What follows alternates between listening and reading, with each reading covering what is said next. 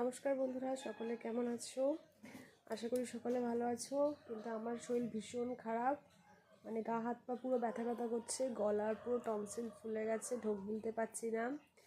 আর আমার ঠাকুমার শরীরও খুব খারাপ, সেরকমভাবে দেখতেও পাচ্ছি না। আর সামনেই বিয়ে বাড়ি, আর এদিকে মিমি সোনা তো দুষ্টুমি করতে এক পাও পিছায় না। বলো কিছু, বলো। Hello guys, welcome back to my channel.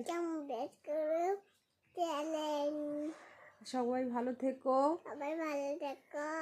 সবাই এখন ঠিক করে খাওয়া দাওয়া করো, ঠান্ডা লাগিও না, তাহলে মাম্মামের মতো শরীর খারাপ করবে। তাই সবাই সাবধানে থেকো, টাটা।